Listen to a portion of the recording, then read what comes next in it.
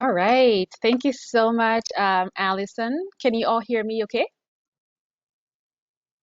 All right. I see thumbs up. Awesome.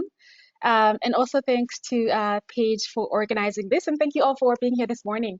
My name is Mombi Maina, and I'm joining you today from the ancestral unceded territories of the Hankaminam and the Squamish speaking peoples here in Burnaby, where I live, British Columbia.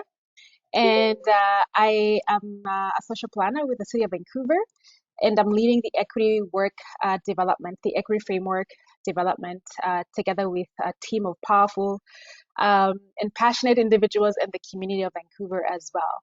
And so, just another, thanks to Allison for having me moderate this session. I'm excited today to hear what's happening in Surrey and in Saskatoon. And to start us off, I think it's good that we're writing our intros in the chat. And if you can just also take a minute to just I know it's different times in different areas. So take a minute to maybe just one word of how you are arriving here today. I know many of us are, there's just so many pressing issues and things that, when we come to meetings, it's like one meeting after another. So maybe if you can just take a moment and just one word about how you're feeling today, how you're arriving in this space, and we can acknowledge that before we settle in and move into the discussion. And I know we have an hour, so I don't want to take too much time, but I think this is an important part for us to do. Just one word, but how you're arriving today. How are you doing this morning or afternoon?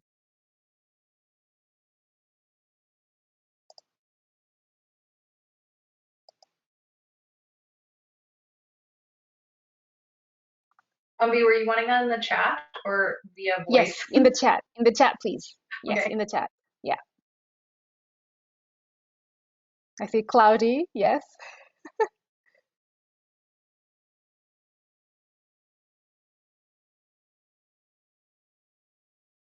Nervous, scrambled. Yes.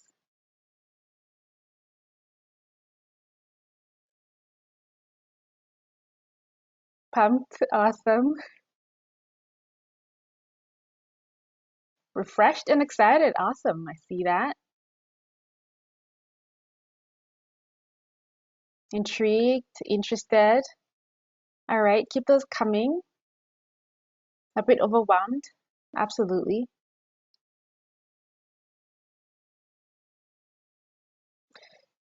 Yeah, I find that in the middle of all that's going on, in the middle to like run and get to meetings and get to our work done, it's always challenging to like bring our brains at the same place and to focus on what's happening. Interested, I see you there. So thank you so much, and please keep sharing. And so I think I just wanna interested and tired. Yes, I just wanna acknowledge how we're all showing up this morning, and to just say that as Pega and Hilary will be sharing, just feel free to be comfortable and take care of yourself, however that feels appropriate and good for you, so that we can be take care of each other even as we navigate and learn from one another. So thank you so much for sharing those thoughts and feelings about how you're arriving today. I will have Hilary from Saskatoon go first, and Hilary is a greenhouse gas control specialist for the city of Saskatoon, and she has been with the city for almost 3 years and is working on the development of the city's home energy loan program, which was approved for implementation in February of this year. And she holds 2 degrees from the University of Saskatchewan, my alma mater, as well. And this is bachelor's in commerce and master's of professional accounting. And she enjoys local adventures with her 8 month old puppy Brer, and she's looking forward to the gardening season. And Hilary will be sharing with us some of the equity toolkit that the city has developed, and we'll hear a little bit more about that, and we'll get to ask some questions there. And then we'll zoom back to closer to where I am here in the city of Surrey, and here we'll be talking to Pega and her colleague Liz, and they'll be talking about how they're integrating equitable climate action through some of their initiatives, such as the Climate Emergency Declaration and the Climate Emergency and Climate Change Action Plan strategy. And I'll have Liz introduce herself. But Pega is a sustainability engagement specialist with the City of Surrey, and her passions include climate action, sustainability, equity, social innovation, and is always looking forward to get involved in these different areas. She is currently leading the Urban Heat Ready project in Surrey, rapidly urbanizing city center neighborhood, and the Equity in Climate Action Toolkit project for sustainability and energy services at the city. In her free time, she enjoys watching reruns of her favorite shows and learning about Formula One racing and snapping photos with her Polaroid camera. So please help me welcome these wonderful colleagues who have taken the time to join us this morning. And I'll turn it over now to Hilary to please go ahead and share what's happening in Saskatoon. I think we'll hold the questions until the end. And maybe as the presenters are sharing their presentation, if something comes to mind, please put it in the chat and we'll have a question and answer section at the end. So take it away, Hilary. Awesome. Thank you so much for the introduction, Wendy. I appreciate it. So hello, everyone. My name is Hilary Carlson, and I'm a greenhouse gas control specialist for the city of Saskatoon. Today, I'm going to give you an overview of our project to develop a how-to guide for city staff, which is named the Equity Toolkit for Projects. I'm sure many of you on this call are familiar with LEAP, which was a 2-year multi-city, multi-sector initiative led by CUSP with funding from the Federation of Canadian Municipalities. So the LEAP project supported participating cities, including Saskatoon, in the design and delivery of equitable clean energy programs that respond to the needs of low and moderate income households, as well as other community members who have been underrepresented in existing clean energy programs. The Sustainability Department in Saskatoon became a LEAP participant in early 2019 and participated in the initiative until it ended in March 2021. So the first phase of this initiative involved contributing to the baseline equity mapping tool to understand the impacts of equity poverty and household energy burdens in the Saskatoon community. The next phase of the LEAP initiative involved the design of an equity toolkit, which is being presented to you today. So the purpose of this equity toolkit project is to understand first the barriers to sustainability related initiatives experienced by historically underserved and underrepresented populations, and the opportunities to simultaneously achieve environmental outcomes as well as affordability, accessibility, and equity outcomes. The Equity Toolkit is a how-to guide for incorporating equity into projects throughout different phases from inception to implementation. The toolkit was developed based on best practice research and then strengthened through feedback from community engagement. And I need to give a big shout out to Shannon Dick from our department, who's currently on mat leave. She completed a lot of the foundational research and groundwork to develop this toolkit and wrote a majority of the toolkit, so her efforts were really important to this project. So this project has 3 main goals to achieve. The first is to create an equity how-to guide using the best practice research, collect feedback from stakeholders to improve the design of the how-to guide for real-world application, and then to use this how-to guide principles and recommendations within programs that the city is already working on to design more inclusive programs and projects. So the objective of the Equity Toolkit is to aid employees in designing and implementing sustainability initiatives that result in a fair distribution of benefits across all segments of the community. It should be noted that this is just the first step in approaching projects with an equity lens, and this document wasn't intended to be the end-all be-all for living in an equitable city. At the end of the day, this document is intended to function similar to our triple bottom line tools, which I'll explain a little bit further later in the presentation, where it's a tangible document that project managers can access to build equity considerations into their projects. Originally, this how-to guide was targeted at our sustainability department staff, but near the end of the project, it was determined that there was an appetite for the toolkit to be used more broadly across the corporation. So this is an overview of what's included in the how-to guide.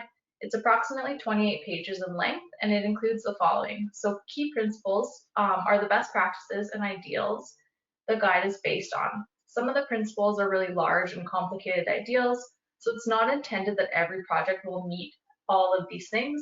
It's just kind of a starting off point. Guiding questions are included to consider throughout a project or program as it develops. And then there's also a checklist for success. This sounds really simple, but it's actually a very thorough list of examples and practices for project managers to go through and incorporate items into their project. And the community had a hand in shaping the checklist quite a bit. So there's specific examples, like there was a youth, we had youth engagement, and they said things like use TikTok to engage us. So that was added into the checklist. Real world examples, definitions, and references are also included. So we also created a one-page summary document for project managers because we understand that a 28-page document can be overwhelming, especially when it's not a mandatory requirement for projects just yet. So while the toolkit was in its draft phase, with engagement ongoing, it was used to apply an equity lens to the design of the home energy loan program and was served as a resource to inform the public engagement campaign for the water conservation strategy. So specific equity considerations informed by the toolkit and incorporated into the design of the home energy loan program included the following. So the minimum loan for this program is $1,000, which allows for smaller energy upgrades.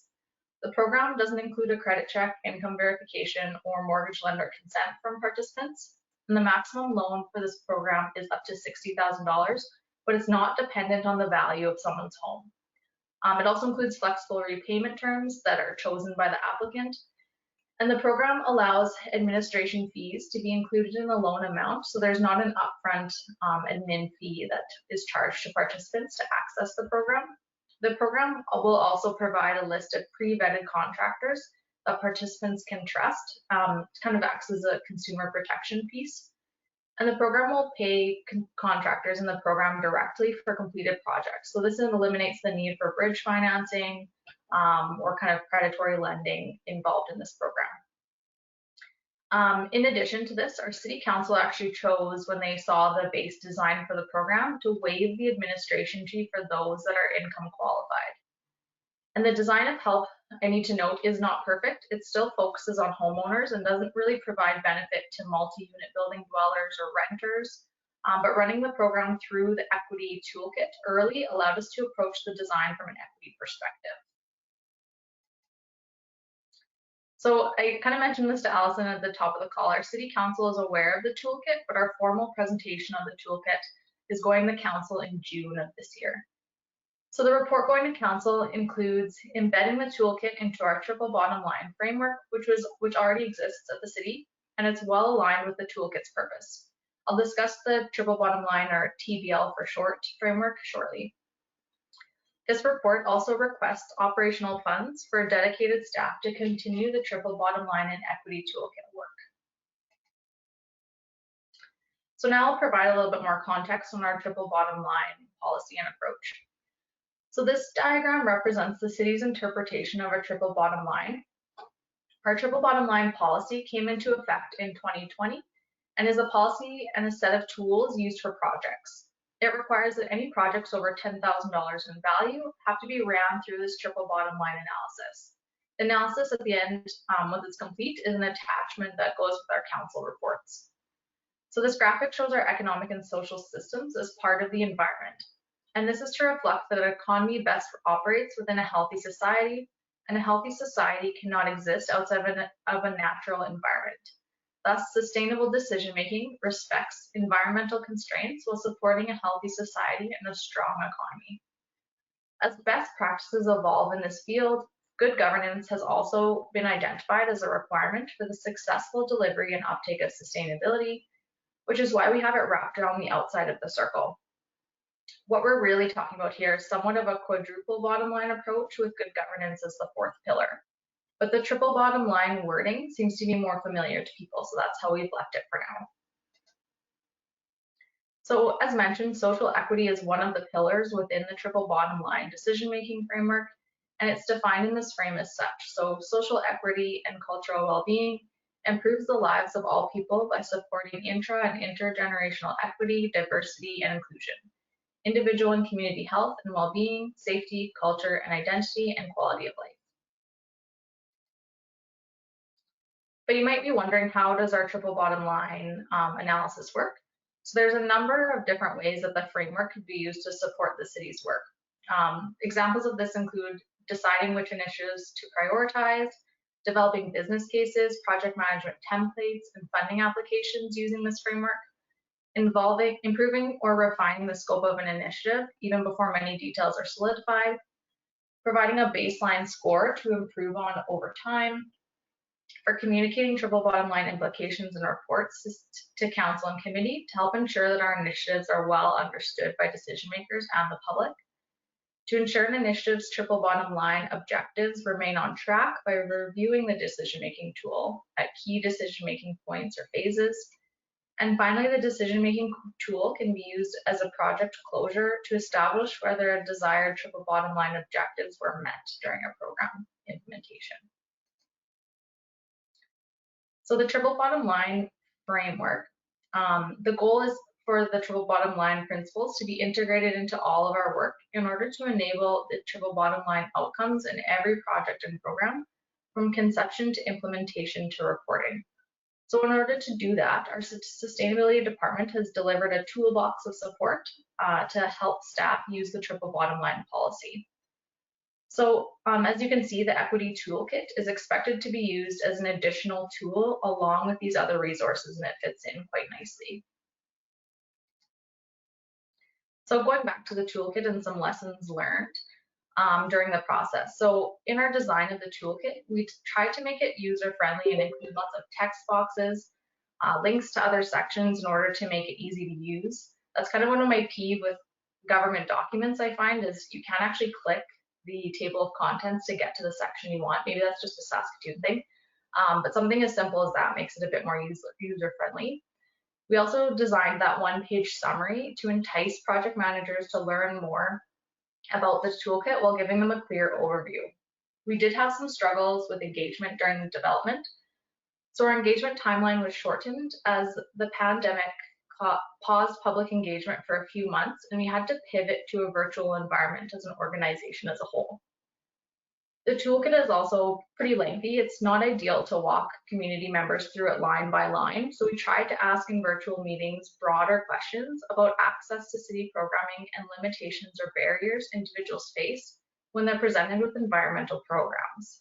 One thing that I guess stuck out to me quite a bit when we were doing community engagement is we heard from multiple groups that people living in poverty are just trying to survive. They don't have the energy or maybe care about environmental programs if they're working multiple jobs or they have a precarious housing situation. So I think that's important to take into consideration, is to meet people where they're at. Maybe we have to address more pressing needs before we can expect people to care about environmental initiatives. And the toolkit is limited in scope. It's not a silver bullet for equity in the city at large. Equity is a really big, complicated issue, so it's easier to focus on projects and program developments when tackling this topic, at least for this project. We tried to live the toolkit while developing it, which isn't always easy or convenient to do as well. So plain language was a challenge at times. When you are really involved in a project, it's easy to get lost in acronyms and jargon, and it's important to meet people where they're at. We also met on an evening or weekend to reach target audiences. So we had a virtual workshop on a Saturday. It was really valuable, but it did require some flexibility on staff's end. As well, one of the most, I think, valuable things we did with this toolkit is we paid engagement participants honorariums for attending meetings, and we also paid individuals with lived experience to review the toolkit in full. So this actually made the toolkit a lot richer in its content, and it only cost us about $2,000. So that's something, I guess, important with projects that project managers might not currently be doing, is that they need to allocate a little bit of budget to pay people to review their work. So that is all I have for today.